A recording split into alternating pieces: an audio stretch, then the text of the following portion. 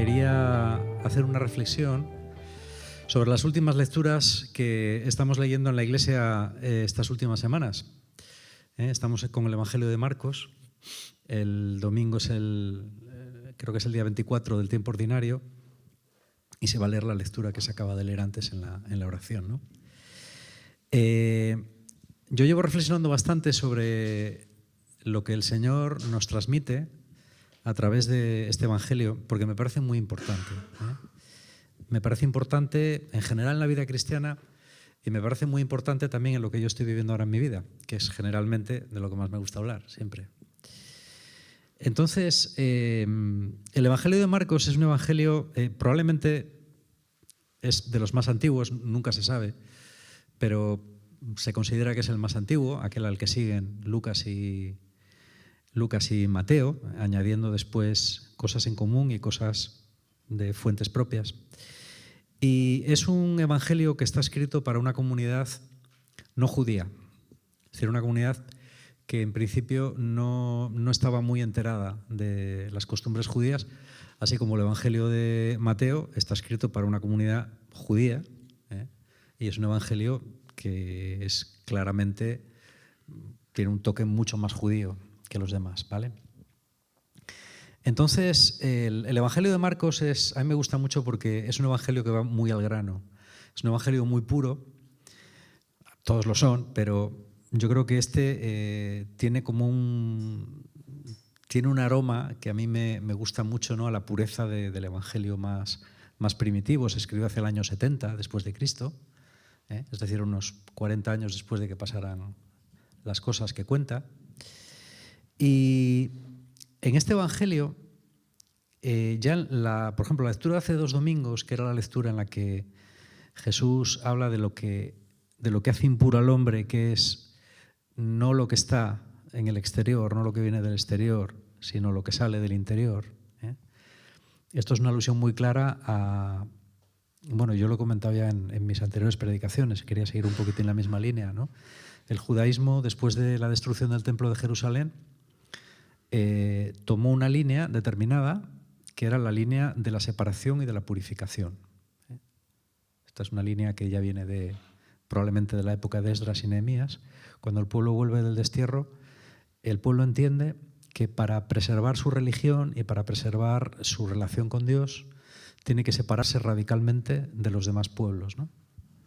Yo casualmente ahora me toca leer en la Biblia el libro de Esdras y el último capítulo que he leído es cuando Esdras se da cuenta de que mucha gente del pueblo está casada con mujeres que no son israelitas, ¿no? Y bueno, hace una expiación, se rasga las vestiduras y echan a todas las mujeres que no son israelitas, precisamente porque a través de las mujeres venía la idolatría, que había sido la perdición de Israel.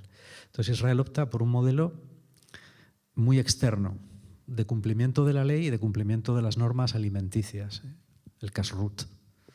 Es decir, no comer lo que comen los demás, no comportarse como se comportan los demás, no casarse con gente de otros pueblos y afirmar muchísimo su identidad nacional. Los judíos ortodoxos hoy siguen haciendo exactamente lo mismo. Si vas a un barrio ortodoxo de Brooklyn o de Jerusalén, siguen casándose entre ellos, siguen comiendo cosas que compran en sus tiendas y siguen manteniendo una política de separación estricta.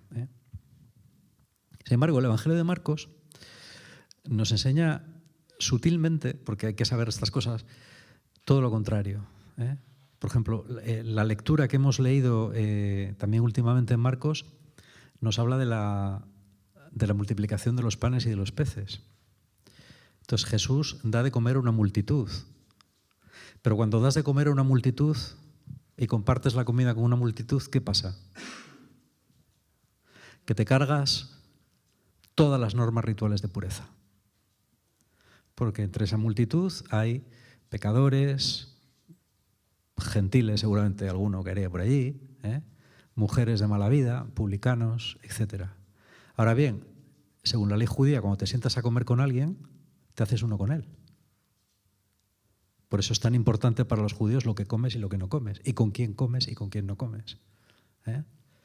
Jesús se carga ese precepto multiplicando los panes para todos, como diciendo aquí, café para todos. Es decir, el pueblo que yo inauguro es un pueblo que ya no está regido por cuestiones ni de sexo, ni de raza, ni de nada. La invitación de Dios es una invitación abierta a todos. Porque lo que contamina al hombre, solo leíamos hace 2 domingos, no es el contacto con lo que el hombre entra en contacto. No es con gente impura, ni con comida impura, ni con... No. El mal del hombre está dentro del hombre. Porque de los malos pensamientos salen, y luego del mal pensamiento enumera 12 pecados más. ¿Vale? Las fornicaciones, los robos, en 4 tríadas de 3, ¿no? Va hablando de los pecados. Y en la lectura de hoy nos encontramos otro detalle que a mí me parece muy, muy interesante, ¿no? Que es la proclamación de Jesús. Es un evangelio muy curioso porque hay una paradoja que está buscada, que es primero la bendición de Pedro y después el zasca más terrible que Jesús le hace a nadie en los evangelios, que se le hace precisamente a Pedro, después de haberle dicho: bienaventurado tú, Simón, hijo de Jonás, porque esto que has dicho no te lo ha revelado la carne ni la sangre, sino mi Padre que está en los cielos, porque dice: tú eres el Mesías, el Hijo de Dios. Entonces, primero le dice eso y Jesús le dice: efectivamente, Dios te ha revelado que soy el Mesías. Pero luego Pablo, yo no sé si es que el hombre se viene arriba o lo que sea, que cuando Jesús empieza a contarles la otra parte, ellos vienen de la parte triunfal. Hay exegetas que llaman a esto la crisis Galilea. Parece ser que primero Jesús tuvo una etapa de mucho éxito, sobre todo en Galilea, y después algo debió pasar que no tuvo ya tanto éxito. Es decir, bastante gente le dejó y tal, ¿no? Y yo creo que Jesús aquí revela la parte chunga de su mensaje. Es decir, él viene a hablar de la salvación y viene a hablar de una salvación que es para todo el mundo, pero Jesús sabe perfectamente que ese plan hay mucha gente que no le va a aceptar y que va a morir. Y entonces lo dice a los discípulos. Les habla de la segunda parte del Evangelio. La primera es la gloria, la segunda es la cruz. A la gloria siempre se apunta mucha gente. Tú haces un retiro en el que se hable de... En América Latina, desde hace ya bastantes años, hay un movimiento que se llama Pare de Sufrir. Pare de sufrir. Y se hacen oraciones muy carismáticas en las que prometen forma parte de la teología esta de la prosperidad, ¿no? Que te prometen pues, que si tú das el diezmo y tal, pues te va a tocar la lotería o vas a tener grandes riquezas o Dios va tal, ¿no? Y se niega la cruz. Por eso es una vertiente, digamos, herética del cristianismo. No hay ningún evangelio canónico, ningún evangelio que fuera aprobado por la Iglesia que no contuviera el relato de la cruz y de la pasión. La Iglesia no aceptó nunca los evangelios apócrifos que no contenían el relato de la pasión. ¿Por qué? Porque el relato de la pasión es fundamental para entender el evangelio en su totalidad. Y esto es lo que Pedro no pilla. A Pedro esto no le gusta y como el hombre, por esto se ha venido muy arriba, le coge aparte y le dice, le da un chorreo a Jesús. Así como suena. Y Jesús no le dice nada, dice el Evangelio que mira a los discípulos, o sea, la cosa va con todos, y le dice a Pedro, apártate de mí, Satanás. Porque no miras las cosas de Dios, miras las cosas de los hombres. O sea, eso es un zasca. Yo no, en la historia de la literatura yo no recuerdo uno parecido. Claro, Pedro me imagino que se quedaría hecho polvo. Bueno, yo quería recoger todas estas cosas, que es interesante tenerlas en cuenta, para resaltar 2 ideas. La primera de las ideas es que yo me he pasado la vida repitiéndola. Y es que Jesús no puede competir con nada ni con nadie. Jesús presenta un mensaje que es el que es. y que ninguno de nosotros tiene derecho a cambiar. Yo me he pasado mucho tiempo justificando, yo qué sé, no sé, pues cuando era estudiante, ¿no? La gente decía, crees en Dios, pero si crees en Dios, entonces, pues ¿cómo Dios permite que los niños mueran y tal y cual? No sé, yo me he tirado horas y horas discutiendo estas cosas, ¿no? Ahora ya no.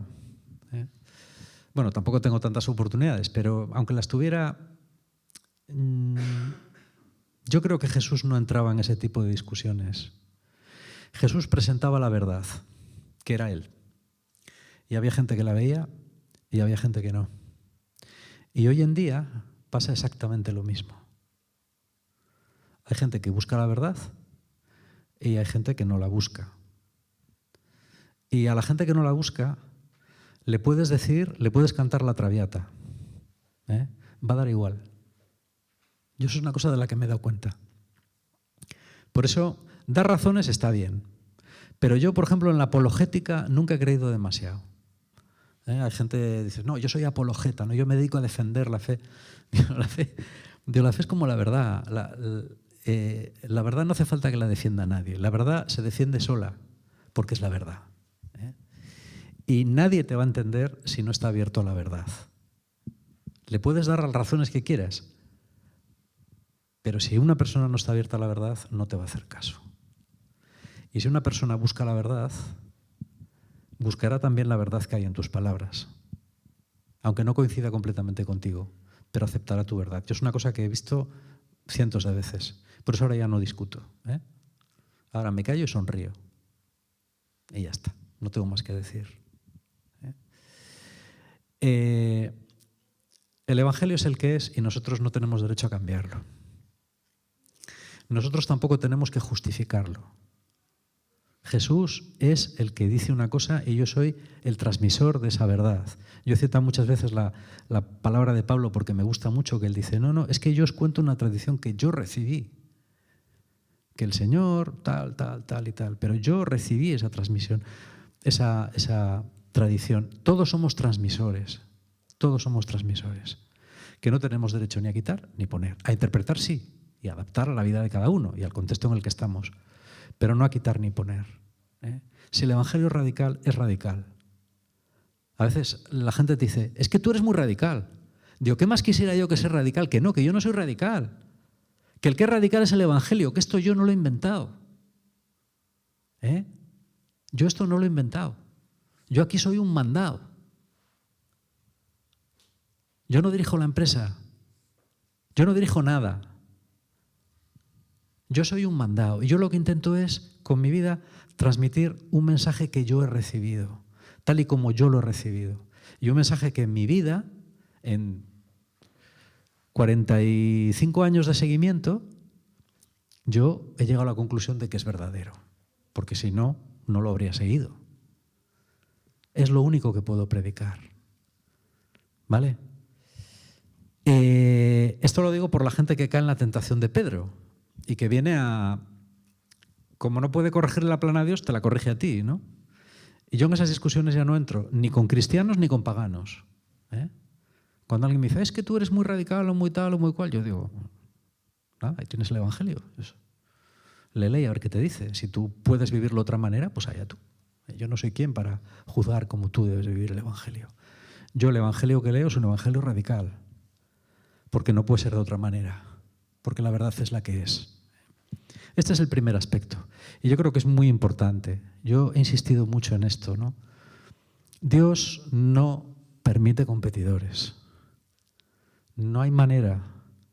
No se puede competir con Él y tampoco se puede negociar con Él.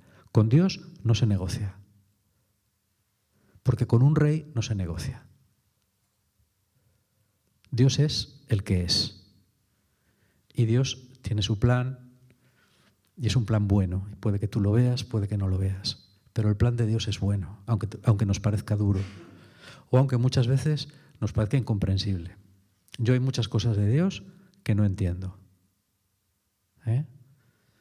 Y no es que a medida que va pasando el tiempo entiendes más.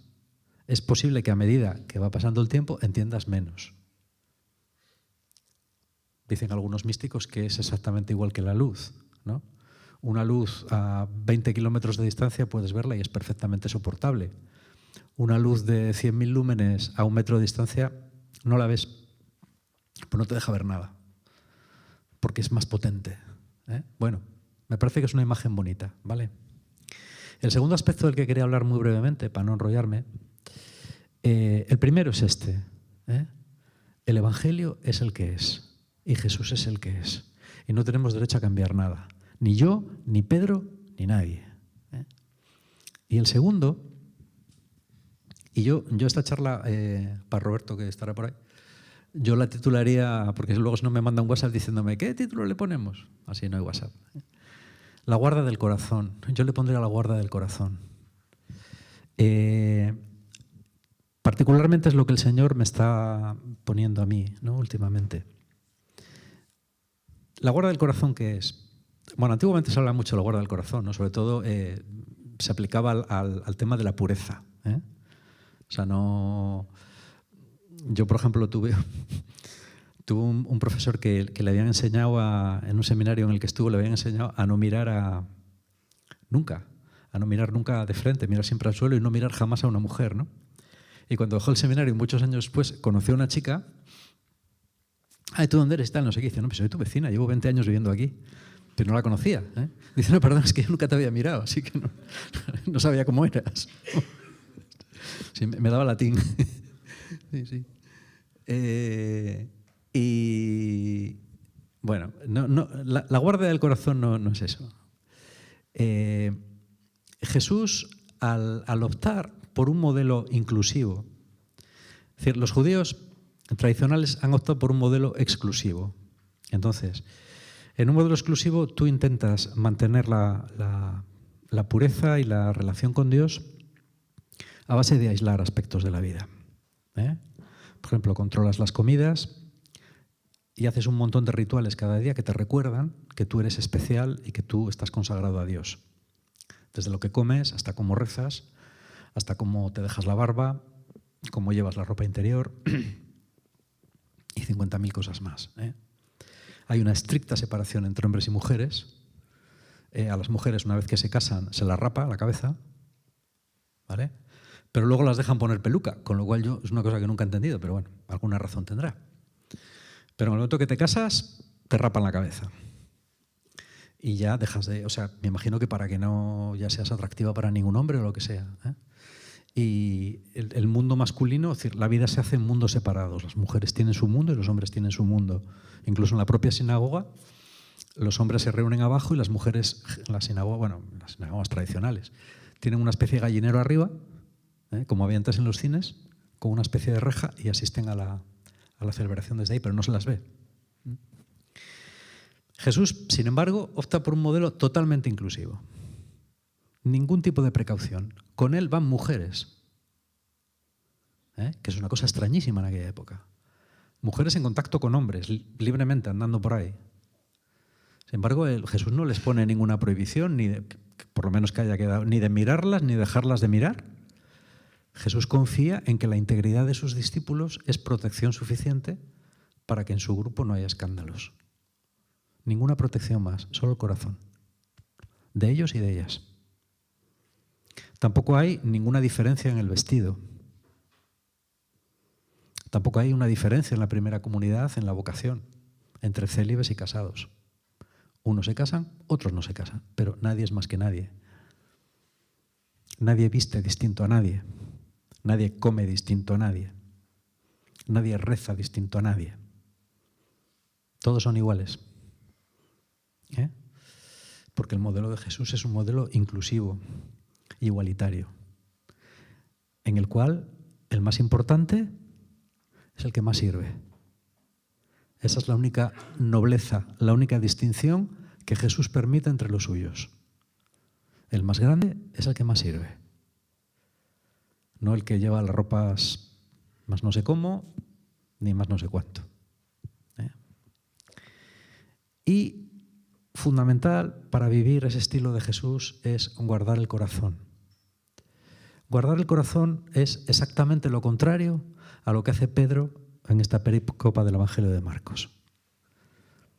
Si Pedro hubiera tenido el corazón puesto en el Señor y un corazón limpio, no habría metido esa metedura de pata brutal, como la que va a meter todavía más adelante, que es más brutal todavía, que es la de negar a Jesús. Por lo menos si lo hubiera negado, primero no hubiera dicho antes, todos os negarán, pero yo no. Bueno, pues a la fasca, en la boca. La guarda del corazón es intentar vivir en cada momento en la presencia de Dios. Yo el otro día hablaba, no me acuerdo con quién, con Adela creo que era, ¿no? Que me hablaba no sé qué de la oración. Yo digo, Adela, ni siquiera la oración es lo más importante. La oración es un instrumento. Lo más importante es vivir continuamente en la presencia de Dios. Y luego, para eso, tú tendrás que buscar tus métodos.